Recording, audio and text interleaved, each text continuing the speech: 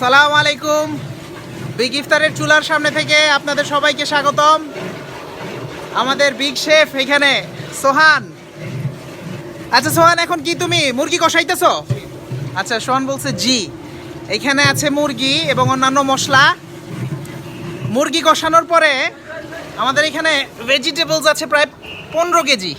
বিভিন্ন ধরনের ভেজিটেবল, মিষ্টি কুমড়া, আলু, বরবটি, গাজর, এখানে পেঁপে আছে। পেঁপেগুলো কোথায়? পেঁপে আছে বেশ অনেক, এবং পেঁপে, আর আছে হচ্ছে পেঁয়াজ মরিচ, ওগুলো তো আলাদা। আমাদের এখানে চাল ডাল মিলানো আছে, 2 ধরনের ডাল আছে।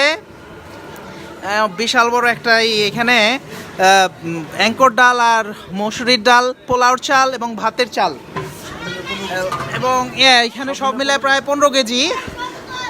এই সাবাস! কি রে, কি করলি তুই? এটা তো পরোটা দিয়ে নাস্তা খাওয়ান যাবে এখন। আচ্ছা ঠিক আছে, সবজিগুলো ঢাইলে দাও। আমাদের বিগ ইফতারের কিচেনের সামনে থেকে আপনাদের দেখাচ্ছি। পাবেল আর তানভীর মিলা সবজি ঢাইলে দিতেছে। বিসমিল্লাহ রহমানির রহিম করে দিও। বিসমিল্লাহ বলে বলে কাজ করো। হ্যাঁ, মাশাআল্লাহ। এই যুবকরা সারাদিন কষ্ট করে আমাদের এলো বিগ শেফ, হেড শেফ মানে বিগ শেফ। দেখতেছেন, দেখছি বইলা ফেলাইছো। আমাদের বিগ শেফ এখনো তার জন্য মেয়ে খোঁজা হচ্ছে।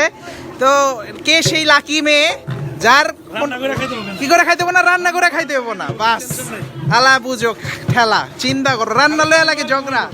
মাশাআল্লাহ। তো এইটা এখন কষানি চলবে। ওর একটা ইউনিক স্টাইল আছে। আচ্ছা বিগ শেফ বলেন, আপনি তো এখন এটা সবজি কষাইতেছেন নাকি? তারপরে কি করবেন? টমেটো রাখলেন কি লিগা? টমেটো তো আগে দেয়, আমি টমেটোটা একটু পরে দিবেন। এটার মধ্যে অলরেডি কি কি দিচ্ছেন আপনি বলেন আমাদেরকে। শব্দ হয়েছে আপনার, হ্যাঁ, পেঁপে দেওয়া হয়েছে, মিষ্টি কুমড়া দেওয়া হয়েছে, তারপর দেওয়া হয়েছে বটবুটি। না, সবজি তো আমি বলে দিছি। মশলা কি কি দিচ্ছেন? আপনার ধইনা গুঁড়া দিছি, জিরা গুঁড়া দিছি, হলুদ গুঁড়া দিছি। ধইনা গুঁড়া, জিরা গুঁড়া, হলুদ গুঁড়া, এগুলি সবই মাশাআল্লাহ আদানার মশলা। আর এগুলা কি ওই যে বাকি ময় মশলা যেগুলো আছে। একটা ইন্টারেস্টিং 5 ফোড়ন, যারা আপনারা তো চিনেনি 5 ফোড়ন। আচ্ছা, এখানে ধইনা পাতা আছে, টমেটো বেশ আছে। ঠিক আছে, ইনশাল্লাহ।